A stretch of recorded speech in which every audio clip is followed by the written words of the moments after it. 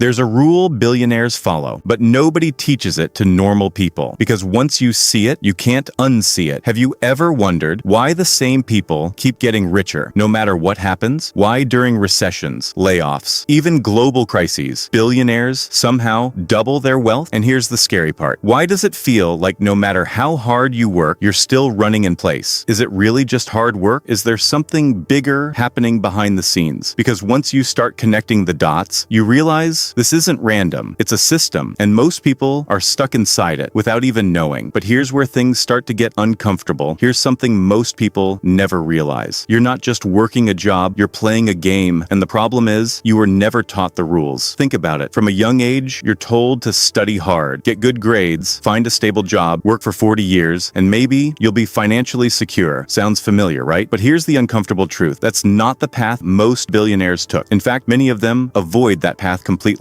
Sounds crazy, but look closer. Most people trade time for money. Billionaires trade systems for money. And that one difference changes everything. Because when you trade time, you're limited. You only have 24 hours in a day. But when you build systems, money keeps moving, even when you stop. That's why. While someone works 8 hours a day, a billionaire's investments, companies, and assets are working 24/7. And here's where it gets even more interesting. This isn't about intelligence. It's not even about working harder. It's about access to a completely different game. Let me explain. Imagine two people starting at the same time. One person gets a salary, the other gets ownership. At first, there's not much difference, but over time, something strange happens. The salary grows slowly, but ownership, it compounds, and eventually, the gap becomes massive. This is why employees get paid once, owners get paid forever. Sounds simple, right? But here's the part nobody talks about. Most people are never encouraged to become owners. Instead, they're trained to become workers. Schools teach you how to follow instructions, not how to build leverage. You're taught to avoid risk, but billionaires are taught how to manage risk. See the difference? One group learns safety, the other learns power, and this is where the system quietly begins, because when millions of people are trained to work and only a few are trained to own, wealth naturally flows in one direction, upward. And here's something even more surprising. During crises, this effect gets stronger. When markets crash, most people panic, sell, and lose. But billionaires, they buy. They buy companies. They buy property. They buy assets at a discount. And when everything recovers, their wealth explodes. This is why the biggest wealth transfers in history usually happen during crises, and most people never notice. But here's the question. Why does this keep happening again and again? And more importantly, who designed the rules of this game? Because once you understand that, you start seeing everything differently. And what I'm about to show you next is where things get even more uncomfortable. Here's where things start to feel unfair, because billionaires don't just play a different game. They play by different rules. And one of the biggest rules, they don't work for money. Money works for them. Sounds simple, but it's deeper than that. Most people earn money, then spend it. Maybe save a little if there's anything left. But billionaires, they use money to buy assets, and assets produce more money. Businesses, stocks, real estate, intellectual property, each one becomes a machine. And once you own enough machines, you don't need to work anymore. But here's the part nobody explains. This isn't just about investing. It's about leverage, because billionaires rarely use only their own money. They use other people's money, other people's time, other people's skills. Think about that for a second. A company founder hires employees. Investors provide capital. Customers generate revenue. And suddenly, one person controls a system powered by thousands. That's leverage. And leverage creates massive wealth. Now here's where things get even more interesting. Most people are told debt is dangerous. Stay away from loans. Don't borrow money. Debt is bad. But billionaires, they use debt strategically, because when used correctly, debt becomes a tool. Imagine borrowing money to buy an asset. That asset generates income, and that income pays off the debt. Once the debt is gone, you keep the asset, and the income keeps flowing. This is how many fortunes quietly grow. But here's something even more surprising. The tax system often favors this behavior, because in many cases, income from assets is taxed differently than income from work, and that creates another advantage. While workers pay taxes directly from salaries, asset owners often have more flexibility. They can delay, reduce, or restructure taxes legally, and over time, that difference compounds. Small advantages turn into massive gaps. Now here's the uncomfortable question. If the system rewards ownership, why aren't more people taught this early? Why are most people trained to become employees instead of builders? Because once you start asking that question, you begin to see something bigger. This isn't just about money, it's about power, because when you control assets, you influence markets. When you influence markets, you influence decisions. And when you influence influence decisions, you influence the world. Sounds dramatic, but think about it. Who owns the companies you buy from? Who controls the platforms you use? Who benefits when prices rise? It's usually the same group. And here's where things start getting even more uncomfortable. Because the next layer isn't just about money, it's about influence. And once you see that, you start understanding why this gap keeps growing. Here's where things move from money to power. Because once someone controls enough wealth, they don't just influence markets, they start influencing decisions. And most people never notice this happening. Think about it. Large corporations don't just sell products. They shape trends, they influence opinions, they even influence policies. Sounds extreme? Look closer. When a company becomes big enough, it creates thousands of jobs, sometimes millions. Governments don't want those jobs to disappear. So when those companies speak, people listen, and slowly, quietly, influence starts to grow. But here's where it gets even more interesting. Billionaires don't just invest in businesses, they invest in information, media companies, social platforms, entertainment, news, because controlling information is one of the most powerful tools in the world. Think about it. The stories people hear shape what they believe, and what people believe shapes how they act. Now imagine having influence over that. That's not just money anymore, that's power. And here's something else most people miss. Billionaires often network with other billionaires. Private meetings, exclusive events, closed-door discussions, places most people will never see. And inside those rooms, decisions are made, partnerships form, deals happen, opportunities circulate, and wealth grows quietly. Meanwhile, the average person never even hears about these opportunities. This creates something called access advantage, because sometimes it's not what you know, it's what you're allowed to see. And the more access someone has, the easier it becomes to grow wealth. Now here's where things get uncomfortable again, because the wealth gap isn't just growing by accident, it's growing because the system naturally rewards people who already have money, influence, and access. And when these three combine, growth becomes exponential. But here's the most important part. This doesn't mean it's impossible for others. It just means you're not playing the same game. And once you realize that, you start asking different questions. Questions like, what rules am I following that were never designed to make me wealthy? And what happens when you stop playing by them? Because in the next part, we're going to look at something even more surprising. How crises, fear, and uncertainty often create the biggest opportunities for the same people every time. Now this is where things start to feel almost predictable, because every time there's a crisis, something strange happens. Markets crash, companies struggle, people lose jobs, and while most people panic, billionaires prepare. Sounds harsh, but look at history. During financial crashes, assets become cheaper, stocks drop, real estate prices fall, businesses sell at discounts. For most people, that's terrifying. For billionaires, it's opportunity, because they have something most people don't: cash, connections, and patience. While others are trying to survive, they're quietly buying. And here's the part most people miss. Crises don't destroy wealth, they transfer it. From the unprepared to the prepared. Think about that for a moment. When someone is forced to sell, someone else is ready to buy. And usually, it's the same group. Now here's where it gets even more interesting. During crises, governments often step in. They lower interest rates, they print money, they support large companies. And while these actions help stabilize the economy, they often increase asset prices later. Stocks rise, property values grow, business valuations increase, and guess who owns most of these assets? The wealthy. So when recovery happens, their wealth grows even faster. This is why some of the biggest fortunes in history were built during uncertain times. But here's something even more surprising. Most people don't notice this pattern because they're focused on survival, not opportunity. And that's completely understandable. But this creates a cycle. Fear causes selling. Selling creates discounts. Discounts create opportunities. Opportunities create wealth. Wealth creates more power, and the cycle repeats. Now here's the uncomfortable question. If this pattern keeps happening, why aren't more people prepared for it? Why aren't we taught how to think during uncertainty? Because once you understand this, you stop seeing crises the same way. You start noticing patterns. You start seeing opportunities. And most importantly, you realize something powerful. The system isn't random. It follows predictable rules. And once you learn those rules, everything changes. But there's still one final truth, and it's the part most people never hear. Because this isn't just about billionaires, it's about why most people never escape the system at all. And now you start to see it. It was never just about working harder or being smarter. It was about understanding the game that most people were never taught to play. Billionaires don't just earn more, they own more. They control systems, and they move when everyone else hesitates. Meanwhile, most people stay stuck trading time, following rules that were never designed to make them wealthy. And once you see this, you can't unsee it, because the truth is, the system was never broken. It was working exactly as designed. And now you know. why most people never escape it.